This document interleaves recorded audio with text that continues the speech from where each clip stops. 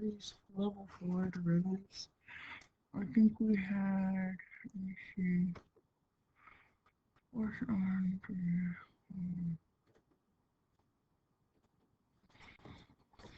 Let's see, we had 4, like this right here. Um, okay, so 4 sine square roots of 3x minus 5. So a lot of things going on there.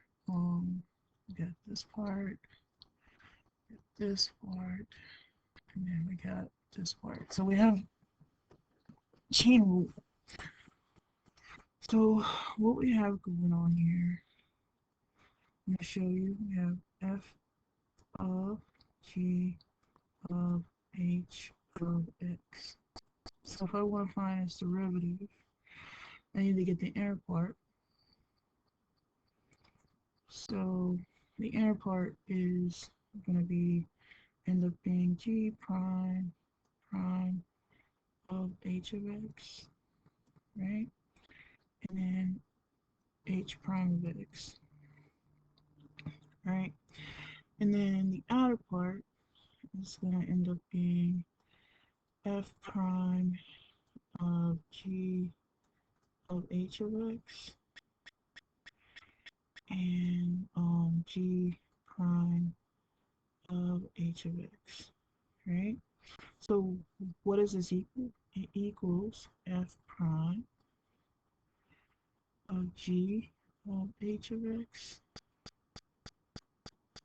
and then g prime of h of x and then lastly h prime of x. Right? So a lot of stuff going on there. So let's start with the most inner part. Okay, we have h of x, which equals 3x minus 5. I'm going to rewrite this. So 3x minus 5 to the 1 half, right?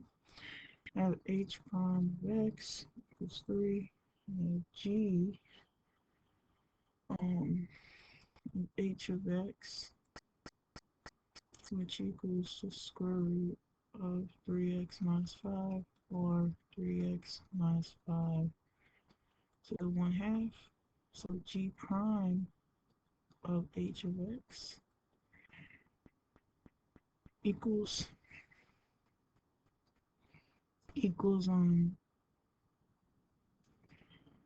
equals basically 1 half the 3x minus 5 to the negative 1 half times, don't worry about anything else, don't worry about anything else, just this part. Okay, this doesn't change. Now um f prime of g sub h of x, if you notice, we don't do anything with the internal parts. Now this derivative out here is just going to be for cosine of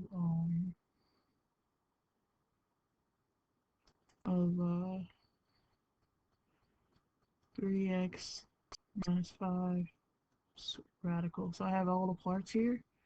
So this equals, okay, this part goes here,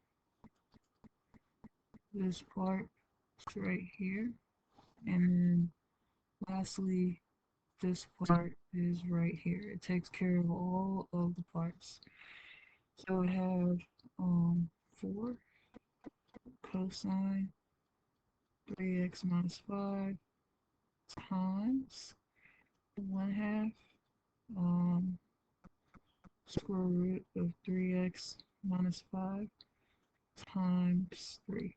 Simplified, this equals 12 cosine square root of 3x minus 5 over 2 square root of 3x minus 5. This equals 6 cosine 3x minus 5 over 3x minus 5. Okay, let's go look at some more here real quick.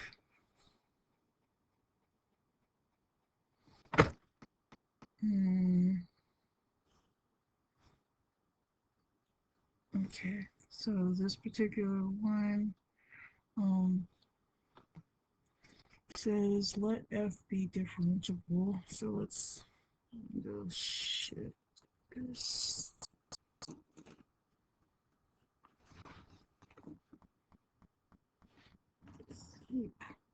Shift this.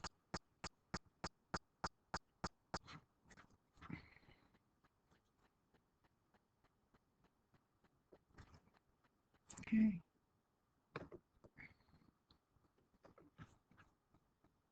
And the page. Okay. Let f a 1 and f that let f.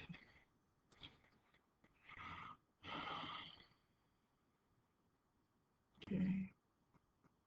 So I know I need g prime of x, right?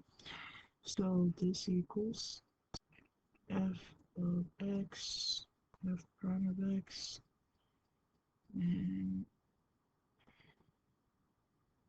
that's going to be x minus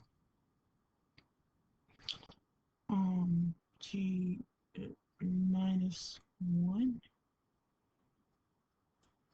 times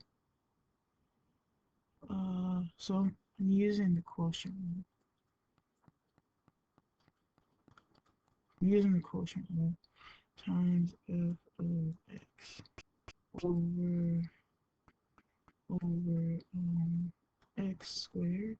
Okay, so g prime of -1 equals equals, so it's at that point. So f prime of -1 times -1 minus 1 times f prime f of -1 over -1 squared equals -4 times -1 minus 1 times 2 over 1 equals 4 minus 2 or just 2. Okay, so that's the slope. Okay, point of tangency would be g of -1.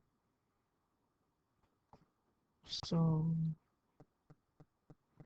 equals f of -1 over -1, which equals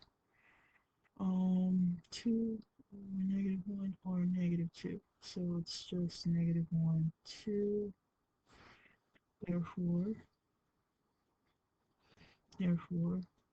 equation is y minus 2 equals 2 times x minus 1, y plus 2 equals 2 times x plus 1. If I wanted to write this as an equation, I could water y equals 2x plus 2 minus 2, y equals 2x.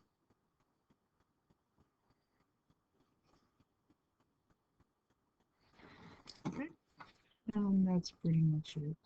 So I'm going to stop it right there.